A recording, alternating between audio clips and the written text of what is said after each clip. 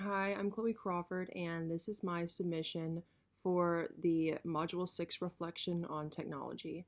So, our objectives were to describe the relationship between technology and the urban form, as well as the role technology plays in the imagination of future cities and the future of cities.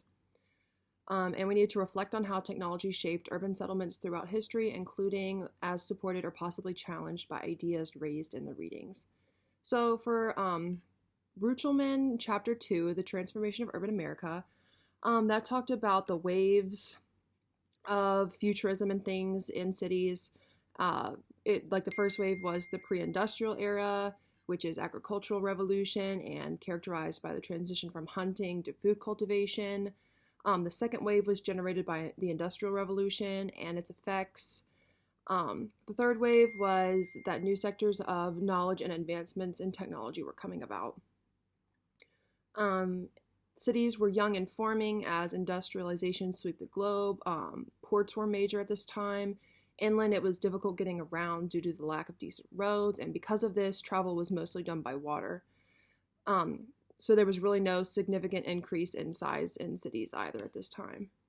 The typical pre-industrial city was a small settlement made up of primary relations, therefore social organization was based on mostly personal contact between people. As we go through time, the increase in city population was a huge change. The completion of the Erie Canal enabled the connection of the Great Lakes and the New York City part of the Atlantic Ocean. This meant that the time to transport goods significantly decreased and the price of goods ultimately went down as well. And at this time, steam power was huge, as well as railway transportation that enabled trade from Baltimore to the Ohio Valley, which proved that early transportation technology could be very profitable. And the Transcontinental Railroad connected the east to the west, and that revolutionized transportation technology as well.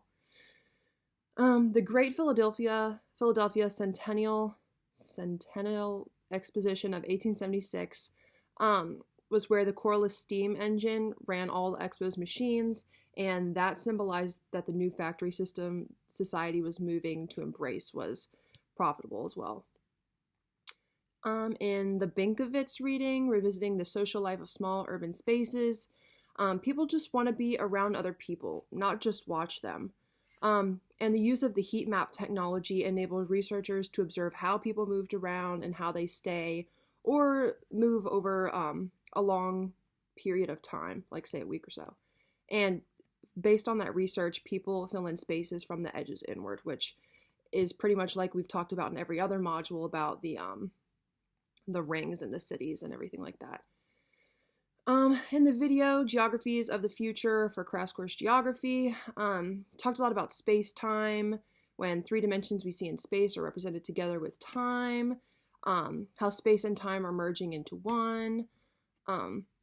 They talked about a technoscape being a possibility of where we can interact without being together, and it changes how we live, work, play, and shop.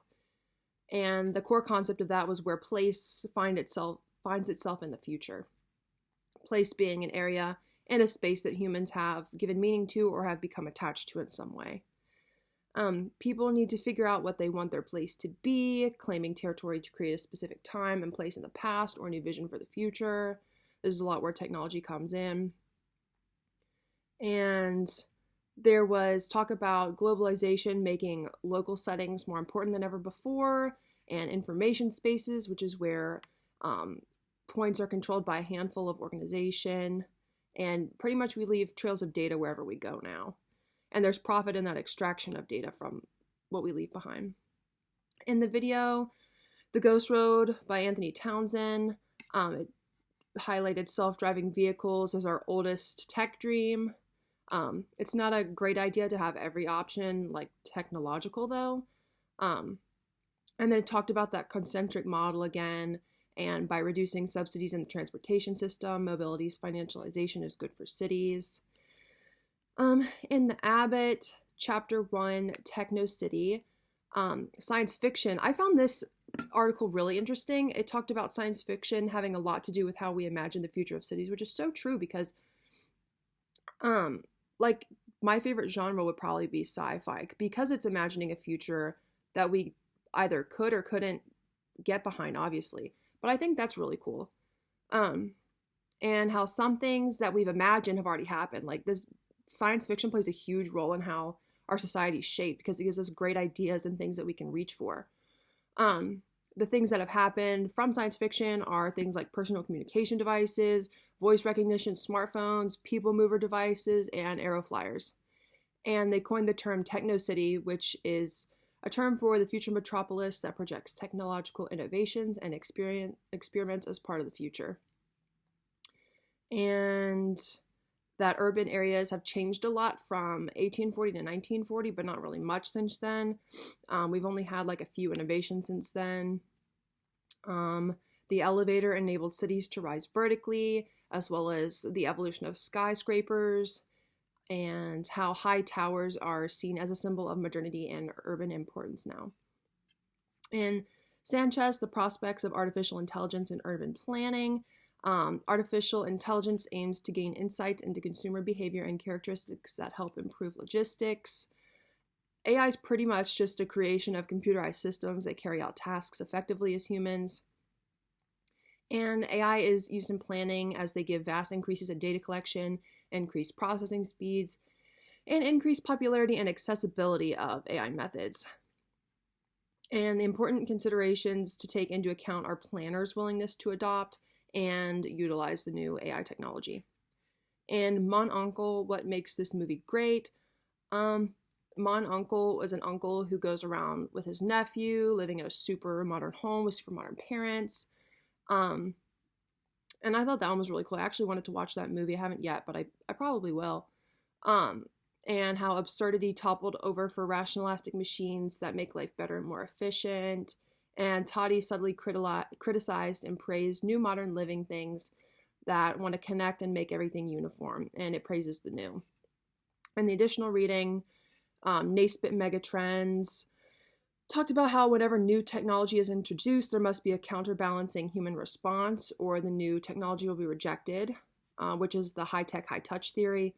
As seen with television, things have led to therapy, personal growth, movement, human potential, and so on. Technological innovation doesn't travel in a straight line, and along with high tech comes high touch. Like high tech was integrated into hospitals to assist in births and heart transplants, and so did the popularity of high touch, which could be seen in home births and home-like atmospheres for those in hospice. Without creating tech with a high touch response, people will reject it. And the more technology we introduce, the more people will want more high-touch technology. And we are now in the stages of putting personal touch on technology. And that is all I have for my reflection.